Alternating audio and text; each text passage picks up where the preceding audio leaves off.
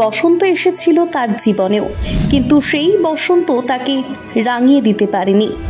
জানেন কেন কোনো দিন বিয়ের পিঁড়িতে বসেননি রতন টাটা? কেন আজীবন অবিবাহিতই থেকে গিয়েছিলেন তিনি? দেখুন, না ফেরার দেশে পাড়ি দিয়েছেন জনপ্রিয় শিল্পপতি রতন টাটা, কিন্তু আজও 8 থেকে 80 সকলের হৃদয় নিজের জায়গা রেখে দিয়েছেন তিনি। আসলে কোটিপতি ব্যবসায়ীদের প্রতি অনেক সময় একটা স্বভাব ক্রোধ দেখা যায় সাধারণ মানুষের মধ্যে। ক্রোধের বিষয় এই যে মানুষকে নিষ্পেষণ করেই তারা বড় লোক হয়েছেন, কিন্তু অদ্ভুতভাবে এই সব পরিচিত সমীকরণের বাইরে থেকে গিয়েছেন রতন টাটা। তার ব্যক্তিত্ব, মানবিকতা আর 5 জন ব্যবসায়ীর থেকে উঁচু স্থানে পৌঁছে দিয়েছে তাকে। একজন সফল এবং বিশ্বের প্রথম সারির ব্যবসায়ী হওয়া সত্ত্বেও সাধারণ মানুষ তাকে মানুষ হিসেবেই দেখেছে। তবে এই মানুষটির ব্যক্তিগত জীবন নিয়েও আগ্রহ বহু মানুষের। এত পরোপকারী এবং অজাত শত্রু যিনি, তার কি কোনো মনের মানুষ ছিলেন? কোনো নারীকে ভালোবেসেছিলেন টাটা গ্রুপের সর্বেসর্বা এই ব্যক্তি? কেনই বা ভালোবাসা সত্ত্বেও চিরকাল অবিবাহিত থেকে গেলেন? এই প্রশ্নের উত্তরগুলো অবশ্য নিজেই দিয়ে গেছেন রতন টাটা। একবার এক সাক্ষাৎকারে নিজের বিয়ে না করার প্রসঙ্গে কথা বলেছিলেন জনপ্রিয় এই ব্যক্তি। তার জীবনেও প্রেম এসেছিল, তিনিও ভালোবেসেছিলেন এক নারীকে। প্রথমবার এক মার্কিন কন্যার প্রেমে পড়েছিলেন রতন টাটা। তখন রতন টাটা কর্নেল বিশ্ববিদ্যালয়ে স্থাপত্য নিয়ে পড়াশোনা করছেন। সেখানেই গভীর সম্পর্কে ছিলেন ওই তরুণীর সঙ্গে। সালটা 1960। 1962 সালে রাজনৈতিক পরিস্থিতি বদলে যায়।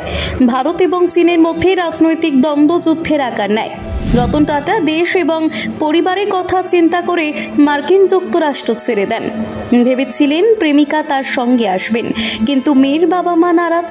বিয়ে দিয়ে ভারতে মেয়েকে পাঠাতে চান না তারা। সম্পর্কটা সেখানেই ভেঙে যায়। এরপরেও প্রেম এসেছিল তার জীবনে।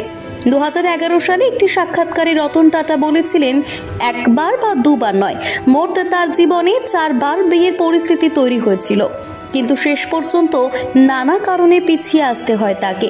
এর মধ্যে একটি ক্ষেত্রে তার ঠাকুমাও জড়িত ছিলেন। শেষ পর্যন্ত আর বিয়ে করাই হয়নি টাটা গ্রুপের প্রধান ব্যক্তিটির। তবু তার এক প্রেমের কথা আজও অনেকের মুখে মুখে ঘোরে। সেই প্রেম ছিল 60-এর দশকের এক অভিনেত্রীর সঙ্গে। 60-এর দশকের সেই অভিনেত্রীর সঙ্গে বিয়ে পর্যন্ত গড়িয়েছিল সম্পর্ক, কিন্তু বিয়ে হয়নি। পরে অভিনেত্রী অন্য একজনকে বিয়ে করে নেন। সেই সম্পর্ক বেশি দিন টেকেনি। তিনি সিমি গারেওয়াল, সত্যজিৎ রায়ের অরণ্যের দিনরাত্রির অন্যতম অভিনেত্রী। সিমি গারেওয়ালও ঘটনার চক্রে একাই জীবন কাটিয়েছেন। কোনো সম্পর্কই তার টেকেনি। তবে রতন টাটার সম্পর্কে শ্রদ্ধাপূর্ণ মন্তব্য শোনা গিয়েছিল তার মুখে। এক সাক্ষাৎকারে অভিনেত্রীকে বলতে শোনা যায়, রতন টাটা সত্যিকারের জেন্টলম্যান। টাটা তার জীবনে কখনোই আসল বিষয় নয়। এমন মানুষ এত বড় একটি ব্যবসায়ী পরিবারে খুঁজে পাওয়া দুর্লভ। তার ব্যক্তিত্বের প্রশংসা করেছিলেন তিনি। এও শোনা যায় তিনি এবং রতন টাটা দীর্ঘ সময় একসঙ্গে কাটিয়েছিলেন, কিন্তু ওই যে সময় শেষ কথা বলে, তাই সময় শেষ কথা বলে দিয়ে গিয়েছিল। পরিস্থিতির জেরে আর সম্পর্কটা বিয়ে পর্যন্ত গড়ায়নি। তবে দুজনের মধ্যে পারস্পরিক শ্রদ্ধা ক্ষুণ্ণ হয়নি। রতন টাটার প্রয়াণের পর আজ এ কথা বলাই যায়, বিয়ে না হলেও প্রেমিকার ভালোবাসার অনুভূতি চিরকাল তার সঙ্গী ছিল। শুধু প্রেমিকা কেন, কোটি কোটি সাধারণ মানুষের ভালোবাসা শেষ মুহূর্ত পর্যন্ত তার সঙ্গী ছিল। বিশ্বাস করতে ভালো লাগে, আগামী দিনেও এই ভালোবাসা তার স্মৃতির সঙ্গী হয়েই থেকে যাবে। ব্যুরো রিপোর্ট, প্রথম বাংলা।